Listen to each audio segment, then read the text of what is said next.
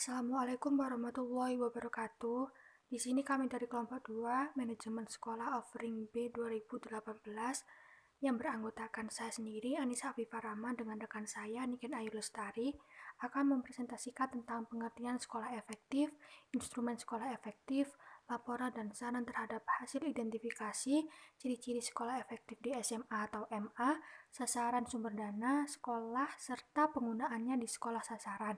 Sekolah sasaran di sini yaitu SMA atau MA.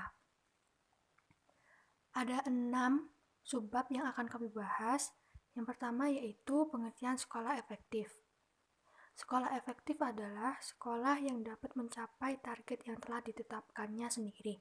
Menurut Cheng 1996 mendefinisikan sekolah efektif sebagai sekolah yang memiliki kemampuan dalam menjalankan fungsinya secara maksimal, baik fungsi ekonomis, fungsi sosial kemanusiaan, fungsi politis, fungsi budaya maupun fungsi pendidikan.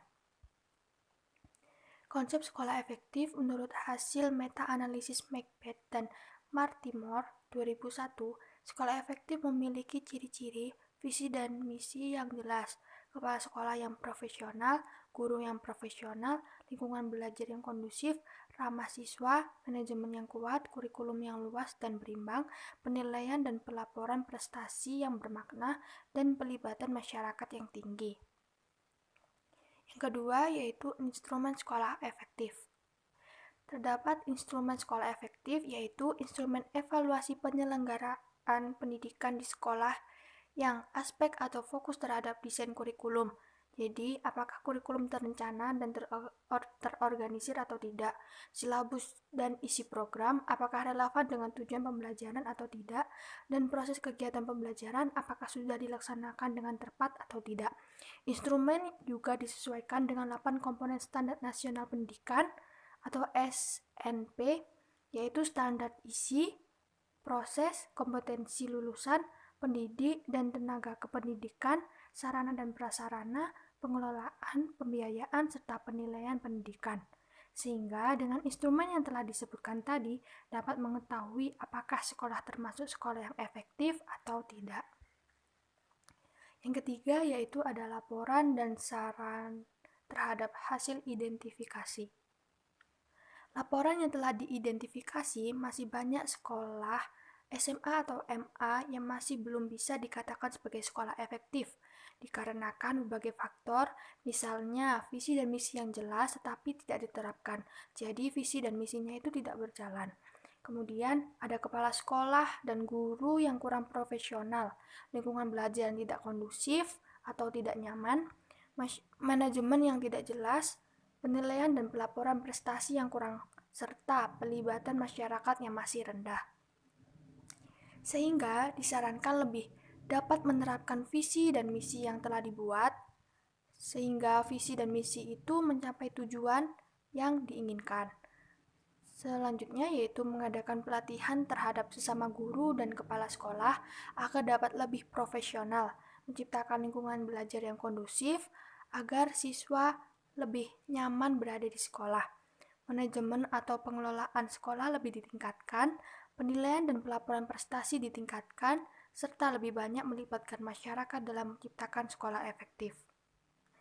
Yang selanjutnya akan dilanjutkan oleh rekan saya. Terima kasih. Yang selanjutnya yaitu ciri-ciri sekolah efektif di SMA atau MA. James Cairns 1992 menyatakan bahwa sekolah yang efektif mempunyai 5 ciri penting, yaitu yang pertama, kepemimpinan yang kuat, lalu yang kedua, penekanan pada pencapaian kemampuan dasar, dan yang ketiga, adanya lingkungan yang nyaman atau kondusif, dan yang keempat, harapan dan kemajuan yang tinggi pada prestasi siswa. Lalu yang kelima, yaitu penilaian secara rutin mengenai program yang dibuat siswa. Selain itu, juga adanya dukungan perlibatan orang tua juga merupakan ciri-ciri sekolah efektif. Lalu menurut Macbeth dan Mortimer 2001 tentang karakteristik sekolah efektif diperoleh kesimpulan sebagai berikut. Yang pertama yaitu visi dan misi yang jelas, lalu kepala sekolah yang profesional, lalu guru yang profesional, lingkungan yang kondusif, ramah siswa, manajemen yang kuat, kurikulum yang luas dan berimbang, penilaian dan pelaporan, prestasi siswa yang bermakna, dan pelibatan masyarakat yang tinggi.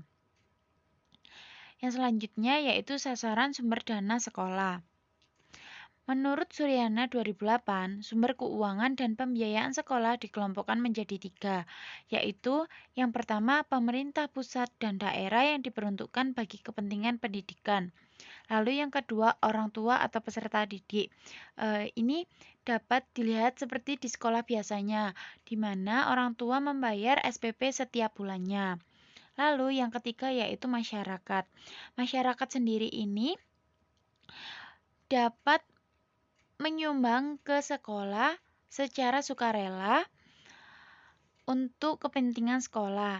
Jadi terdapat juga di sekolah itu yang bekerja sama dengan masyarakat. Peraturan Pemerintah Republik Indonesia Nomor 48 Tahun 2008 tentang pendanaan pendidikan pasal 51 ayat 2 menjelaskan bahwa anggaran pemerintah berasal dari pemerintah pusat, sedangkan anggaran pemerintah dari daerah berasal dari pemerintah provinsi, kota atau kabupaten. Dana dari masyarakat berupa dana partisipatif yang sah dan mengikat serta bantuan pihak asing yang tidak mengikat. Lalu penggunaan dana di sekolah sasaran. Perencanaan keuangan sekolah diimplementasikan dalam bentuk rencana anggaran pendapatan dan belanja sekolah yang disesuaikan dengan tujuan, visi, misi sekolah. Realisasi anggaran dalam pengelolaan keuangan sekolah adalah pelaksanaan pendapatan dan belanja sekolah guna mencapai tujuan yang telah ditetapkan dalam RAPBS.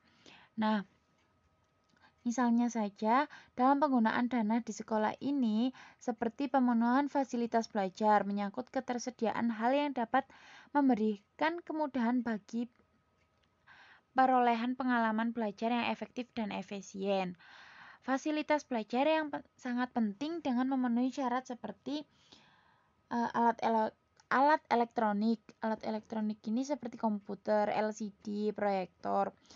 Kemudian perbaikan fasilitas lainnya seperti perbaikan meja, kursi, papan tulis, toilet, masjid, dan kondisi fisik lainnya yang secara langsung mempengaruhi kenyamanan belajar. Sekian dari presentasi kelompok kami. Terima kasih.